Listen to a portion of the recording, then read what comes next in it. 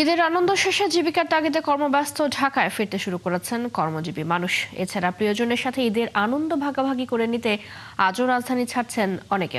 এ বিষয়ে আরো খবর নিয়ে আমাদের সাথে যুক্ত হচ্ছেন সহকর্মী নিবিড় সাহা। নিবিড়, আপনি যেখানে আছেন সেখানে ঢাকায় ফেরা মানুষের চাপ কেমন দেখছেন? এছাড়া ঢাকা ছেড়ে যাওয়া মানুষের ভিড় কতটুকু রয়েছে?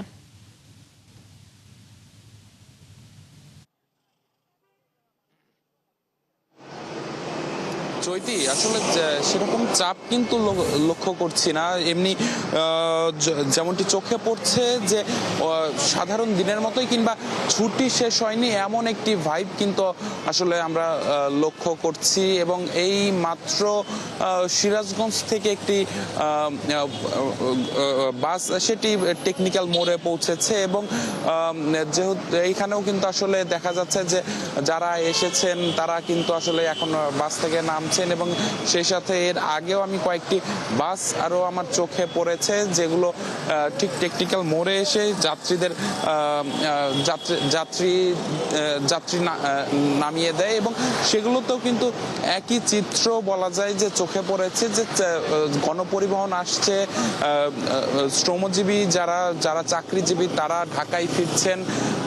তবে সেরকম যে আহামরি চাপ সেটি কিন্তু আসলে এখন পর্যন্ত চোখে পড়ছে না। এর কারণ হিসেবে যেমনটি তারা বলছেন যে যেহেতু আজকে 23 তারিখ, আজকে পর্যন্ত সরকারি ছুটি ছিল, আগামীকাল এবং আগামী পরশু এই 2 দিন কিন্তু আসলে অনেকেই ছুটি কাটাবেন, যার কারণে কিন্তু যারা চাকুরিজীবী আছে তারা কিন্তু আসলে সামনের রোববার পর্যন্ত তারা ছুটি পাচ্ছেন, যারা ছুটি পেয়েছেন আর কি আগামীকাল এবং আগামী পরশু দিন।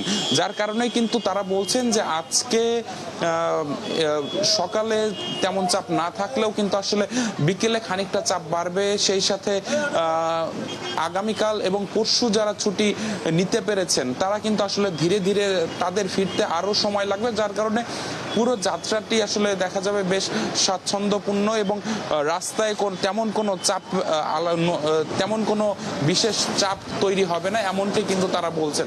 তো সবকিছু মিলিয়ে এই ছিল আমার কাছে থাকা এখন পর্যন্ত সবশেষ খবর। চৈতি। নিবিড়, ধন্যবাদ আপনাকে।